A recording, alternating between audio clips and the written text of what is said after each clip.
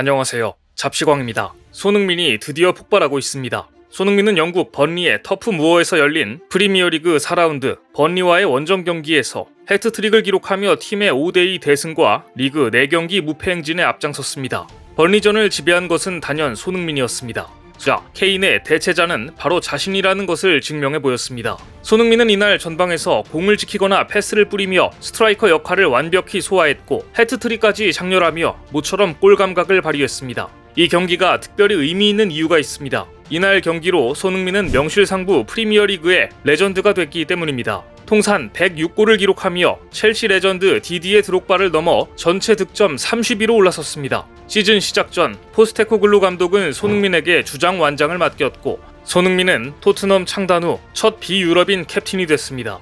그리고 시즌 초반부터 팀을 완벽히 이끌고 있습니다. 영국 현지 매체도 손흥민의 맹활약을 조명했습니다. BBC는 토트넘 스타가 팀의 승리를 이끌었다. 스카이 스포츠는 영리한 마무리였다. 손흥민은 번리를 무자비하게 격파했다. 풋몹과 후스코어드닷컴은 손흥민에게 평점 9.6점과 함께 경기 MVP로 손흥민을 선정했습니다.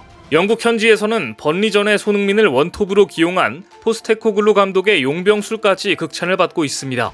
결과적으로 손흥민에게 필요한 것은 바로 공간이었습니다. 전술 변화로 공간이 생기자 득점왕을 차지한 2021-2022 시즌 손흥민의 모습이 나온 것입니다. 손흥민의 최고 장점은 스피드인데요. 수비수와 정적인 대치 상황에서의 드리블보다 스피드를 붙인 드리블에 강합니다. 손흥민의 스피드는 수비 라인을 한순간에 무너뜨릴 수 있는 한 방으로 이런 장점을 제대로 활용하기 위해 필요한 것이 바로 공간입니다. 해리 케인과 호흡이 잘 맞았던 이유도 바로 여기에 있었습니다. 케인은 원톱 위치에 얽매이지 않고 때로는 과감하게 아래쪽으로 내려왔고 덕분에 손흥민은 뛸 공간을 얻을 수 있었습니다. 여기에 케인은 늘 수비수 한두 명을 몰고 다니면서 손흥민에게 공간을 만들어줬고 이것은 손흥민이 2021-2022 시즌 득점왕에 오른 비결이었습니다. 하지만 2022-2023 시즌은 달랐습니다. 안토니오 콘테 감독은 왼쪽 윙백으로 이반 페리시치를 중용했고 페리시치는 손흥민과 동선이 겹치는 것은 물론 크로스 위주의 플레이를 펼쳤는데 자연스럽게 케인도 위로 올라오는 빈도수가 많아졌고 손흥민의 공간은 좁아질 수밖에 없었습니다. 이 때문에 베르흐 베인이 왼쪽 윙백으로 뛸 때 페리시치와 뛸 때보다 손흥민의 활약이 좋았습니다. 케인이 떠난 뒤 공격수 자리를 맡은 히샤를리송은 케인과 달랐습니다. 연계 능력이 확실히 떨어졌는데요. 이것은 무려 19번이나 공을 잃어버린 기록에서도 드러납니다. 움직임도 한정적이기 때문에 손흥민이 공간을 만들기 어려웠습니다. 결국 감독은 번리전에서 히샤를리송 대신 손흥민을 원톱에 세웠고 손흥민에게 드디어 공간이 생겼습니다. 손흥민은 최전방에서 침투 패스를 받아 끊임없이 번리의 수비 라인을 깼습니다. BBC에 따르면 손흥민은 번리전에서 27번의 스프린트를 시도했습니다. 그만큼 공간을 적극 활용했다는 의미입니다. 전반 16분 첫 번째 골, 후반 21분 세 번째 골 장면 모두 침투 패스 상황에서 순간적인 스피드를 활용해 수비수들을 따돌린 것이었습니다. 이적생 제임스 매디슨의 존재도 손흥민에게는 큰 힘입니다. 중원에서 손흥민에게 날카로운 패스를 전달해주고 상황에 따라 페널티 박스 안까지 들어가 수비수들을 끌어모았습니다. 후반 18분 손흥민의 두 번째 골 장면에서도 매디슨이 박스 안으로 움직이면서 손흥민에게 찬스가 났습니다. 예전 해리 케인의 역할을 매디슨이 완벽하게 해낸 것입니다. 결국 손흥민에게 필요한 것은 빠른 발이라는 장점을 극대화시킬 수 있는 공간이라는 게 이번 번리전에서 여실히 증명된 것입니다. 상황이 이렇게 되자 그동안 손흥민의 공간을 차단해왔던 페리시치의 입지가 급격히 위축되기 시작합니다. 최근 경기에서도 페리시치는 끔찍한 경기력을 보여줬습니다. 지난 30일 토트넘과 풀럼과의 카라바오컵 2라운드에서 토트넘은 전후반 90분을 1대1로 비긴 후 승부차기에서 3대5로 졌습니다. 따라서 토트넘은 올 시즌 카라바오컵 우승조차 불가능하게 됐습니다. 지난 2008년 리그컵 우승 이후 무관에 그치고 있는 토트넘은 올 시즌 토너먼트 대회 첫 경기부터 패배를 하며 팬들에게 실망을 안겼습니다. 그런데 이날은 히샤를리송, 페리시치, 솔로몬이 공격을 이끈 날이었습니다. 영국 매체들은 풀럼전에서 손흥민 대신 토트넘의 왼쪽 측면 공격수로 선발 출전한 페리시치에 대해 끔찍하게 부진했다면서 평점 5점을 부여했습니다. 감독의 기대와 달리 페리시치는 기대에 미치지 못했고 심지어 풀럼의 오른쪽 수비수 케니 테테에게 꽁꽁 묶이자 유니폼을 잡아당기며 신경질적인 반응을 보이기도 했습니다. 축구 통계 매체 소파스코어는 페리시치의 오늘 플레이는 히샬리송의 동점골을 도운 크로스가 유일하게 번뜩이는 활약이었다고 혹평했습니다. 결국 감독은 이날 경기에 이기기 위해 막판에 손흥민을 페리시치 대신 투입했는데 손흥민은 페리시치보다 높은 평점 6점을 받았습니다. 딱 19분을 소화했는데 말입니다. 손흥민은 짧은 시간이었지만 최전방에서 동료들과 좋은 연계 플레이를 선보였기 때문입니다.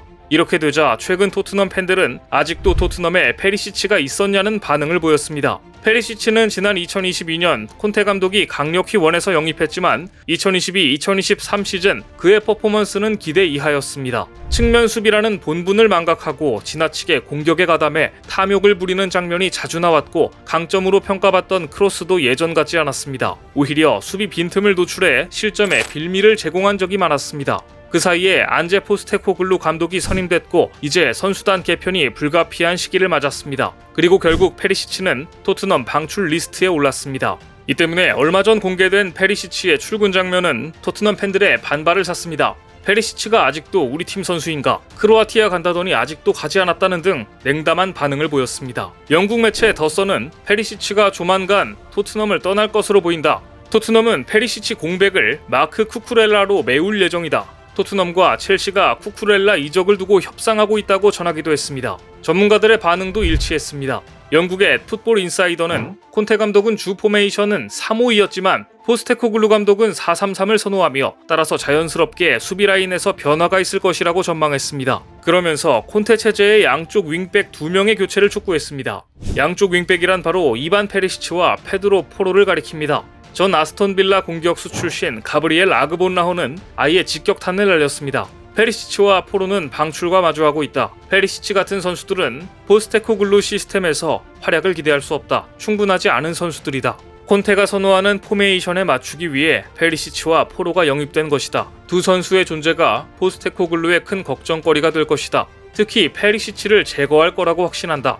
이런 예상은 그대로 맞아떨어져 토트넘은 결국 칼을 빼들었습니다. 영국 매체 텔레그라프는 토트넘이 올여름 이적 시장이 마감되기 전에 최대 6명의 선수를 방출할 준비를 마쳤다고 보도했습니다. 지난 시즌 최악의 시간을 보낸 토트넘은 올여름 이적 시장에 임하는 태도가 남다를 수밖에 없습니다. 포스테코글루는 제임스 메디슨, 페드로 포로, 미키 판더벤 등을 연달아 영입하면서 팀 재건에 대한 의지를 불태우는데요. 이 가운데 잉여 자원의 방출이 토트넘의 숙제로 떠올랐습니다. 보도에 따르면 위고 요리스, 이반 페리시치, 다빈손 산체스, 브리안 힐, 피에르 에밀 후이비에르, 세르히오 레길론이 최종적으로 방출 후보 명단에 올랐습니다. 분명한 것은 토트넘은 다시 손흥민에게 공간을 주는 방식이 토트넘에게 가장 적합하다는 것을 깨달았고 이것은 곧 페리시치와의 결별을 암시한다는 것입니다.